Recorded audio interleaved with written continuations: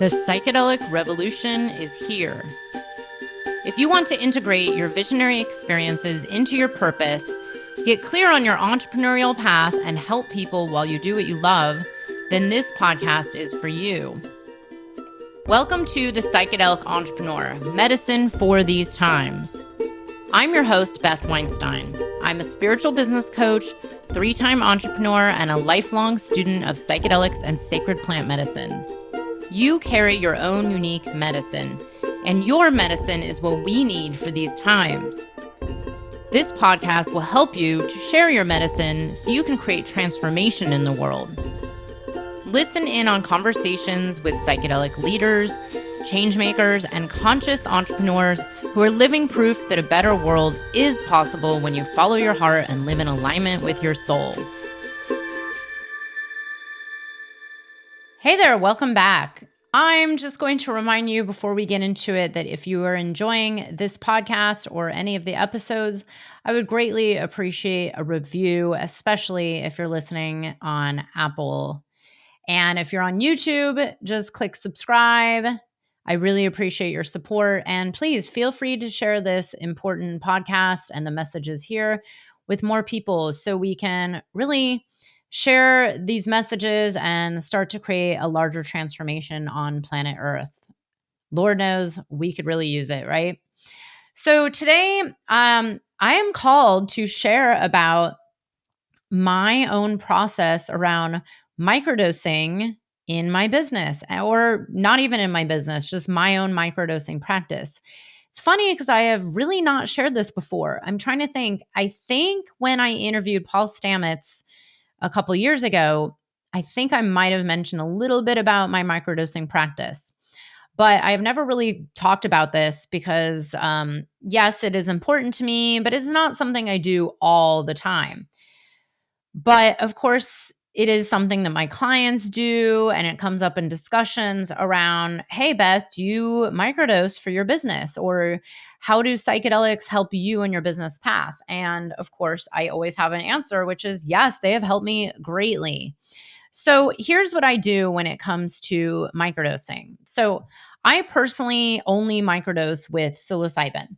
I do not microdose any other substances unless you count, I don't know, flower essences or, I don't know, praying with tobacco. But no, I do not microdose LSD. I only microdose psilocybin. That's just, what I'm called to. I have microdosed ayahuasca when I'm on dieta in the jungle. That is a very different reason. And it's also not regular microdosing ayahuasca, which I'm not sure. Some people are into that. I'm not sure how I feel about it. I don't know if that's really necessary to microdose a plant like that on a regular basis. But if you're on a dieta and you have an intention with it, sure. Very different. So what I work with is what I've been recently working with for about the last year is psilocybin tincture that a friend of mine makes. And it is mixed with lion's mane, and then I add a little bit of B vitamin niacin to it. And previously, I had just microdosed actual psilocybin that I would, grind up into a very fine powder. And here's how I microdose. So I don't even weigh my microdose because my microdose has become so small. I guess because I'm highly sensitive that when I weigh something that's actually weighable, it's not really a microdose for me anymore. It's a little too strong, especially if it's used for working and getting things done in business. Of course, if I'm going on a hike or a party or dancing or, a static dance or 5 rhythms or something like that, it's a little different. Then I could go a little bit higher.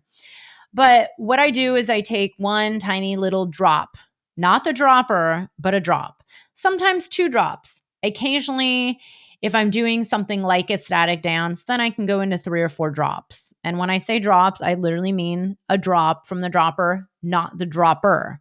That would be much too high for someone like me. So the strain that I have been working with is Golden Teachers, which is a very common microdosing strain, or just a very common strain in general. And the way I work with the microdose, and maybe this is why I've become so sensitive. I think part of the reason is that I've done a lot of work with these plants over many years, and I've also done a lot of dietas, and I've been really become very tapped into the subtle energies of plants to the point where I can actually feel the effects of the plants without ingesting anything into my system anymore, which my theory is that we're all eventually going to get there anyways. I do believe the more you work with these plants and you're tuned into the spirit of the plant, and the intention or prayer behind why you're working with this plant, the less you actually need to ingest anything. It's not about the ingestion, it's about the connection to the spirit. This is my humble opinion, but it has worked for me. So, 2 years ago, I was growing datura in my garden, which I am currently growing as well. I do not work with it in any internal way, but I sat there and had a conversation with it about something in particular that I was asking for. And it came through so quickly and had a reaction, and it heard everything I said to it. And I did not ingest any of it into my body. I just spoke to it. So here's the thing. The way I work with the psilocybin microdose is I set an intention. And I know a lot of people say this, oh, set an intention. But it has, in my personal opinion, in order to get the real benefits of partnering with this plant ally, it is beyond just like, oh, my intention is to find an answer. It's like you have to really communicate with the spirit of this mushroom. These plants all have spirits. Whether you want to believe it or not, I hope that if you're listening to my podcast, you do believe in it, because that's kind of the people I work with are very, very highly connected to plants and nature and the realms beyond that we cannot explain. But, this is about really tapping into this being that is a living being that is here to help you. And if you really set an intention and work with it, you ask it for help, you ask it for guidance, you ask for support with something, then you will see how it actually partners with you and works much better with you than just like, oh, let me take it. And not to say there's anything wrong with the, oh, let me just take it. Of course, I do that once in a while too. Like, oh, this would be really nice to add a little drop, like a day in the garden or going on a hike. But even then, it's usually like with a heart-centered prayer and intention. So when I work with my psilocybin microdose for my business, it's not actually very often. It's usually I usually go with my intuitive sense of, why do I need this now? What am I feeling called to today? It's not around like, oh, I'm just doing this with the Stamets stack or, the Fetterman protocol or some other protocol out there. I'm not trying to heal depression, anxiety, or PTSD with microdosing. Although, I have, trust me, like I've had my fair share of depression and anxiety. But when I choose to microdose in my business, it's usually when I'm feeling like, okay, I could use this extra focus or this extra kind of creative edge that makes me just tap right in. Sometimes I will actually do podcast interviews with a microdose because it just brings me to a deeper place of presence and connection to the guest, to the topic. And I believe that, very often when I microdose, I mean, I'm kind of already at this place to begin with, but very often it just brings me into that place of being the divine channel much quicker. So, by the way, what I find interesting is I have not microdosed to record this episode. Isn't that funny? There is literally no microdose in me at all right now, except, I do work with some flower essences and some spagyrics and tinctures, usually in the morning. I'm recording this in the evening, the early evening. But anyways, I've not microdosed to record this. But what I do is I set some intention. Very often for me, when it comes to something creative, like looking for the title of my upcoming summit that's launching in September, or a new offering I want to put out there, or one of my free masterclasses. and I need a title or I want to do something different, what I do is I send intention like, okay, guide me to find this, or, like allow this to come through me. And very often, what I'll do is I will actually go do something like go on a hike, clear my head. I won't actually be doing work, as we call it. I will go outside, or I'll watch the birds on my land, or I'll make a prayer with the earth and allow something to come through me. And then if I want it for focus, like there's just stuff I need to get done. And maybe it's one of those days where I'm like, oh, I could just use a little extra focus, or maybe something just feels energetically off and I could use tiny little support. Then it's like, okay, I speak to the spirit of the mushrooms and I say, okay, help me to serve better. Help me to focus on this so that I can show up and serve my clients and serve the world and put something else out there that I know will help people and create a transformation on this planet. So, this is what I found to help get really good support from these plant allies that are here to help us along our path. It is not just about what's happening in the brain and the neurotransmitters and the receptors and the default mode network in your brain.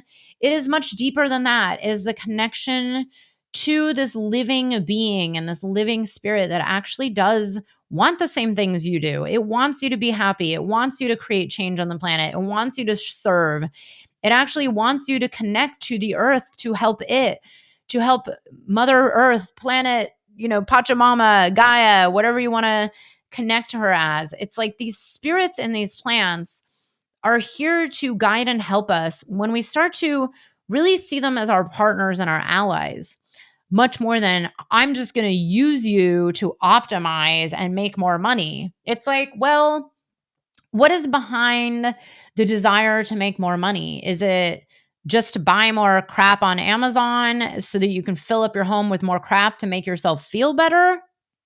I mean, I doubt it.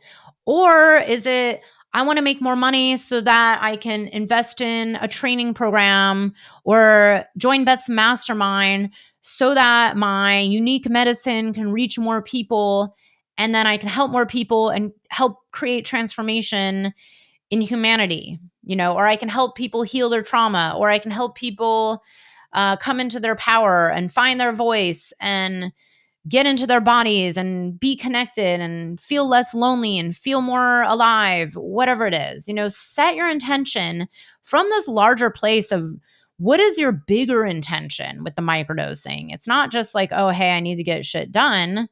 It's like, well, why do you need to get shit done? Well, because I need to make money and I also need clients. Well, why do you need clients? Why do you need to make money? And then go deeper. Ask yourself these questions like, well, what's behind that? Well, why? Well, why that? Why do I need clients? Well, why am I even called to this? What is the intention behind what I even want to do with these clients? What is the bigger picture? What is my larger purpose on the planet? Why am I incarnated here on earth at this potent transformational time in human history? So again, like the microdose plants are not just here to like stop this. They are not just the magic pill. They are not here to get rid of. You have to learn how to build this relationship, to work with them, to set the intention, to make the prayer, whatever you want to call it. I know some people don't love that word, but it's just, it's all one and the same. And speak to it and have the larger context and the larger vision behind why you want this support from this sacred medicine. And the more you can do that when you bring it into your business, bring it into your work, bring it into your creative aspects, to your, artwork, to your podcast, to speaking out there in public, to writing your social media, whatever it's for, like what is the deeper intention behind it, and bring that to the plant and see what starts to manifest and see what starts to come through you. And really, like, I believe if you come from this deeper place of intention and connection, seeing this sacred medicine as a spirit ally that is here as your partner, it is not you as human above it, and it is here to be the magic pill. Because again, that's kind of this old paradigm of, well, I just need something to fix me and I'm going to consume it. And why isn't it working? It's like, well, like we're entering into a different paradigm of realizing that we're all interconnected and these plants are as important and as connected and as alive with as much consciousness as we are.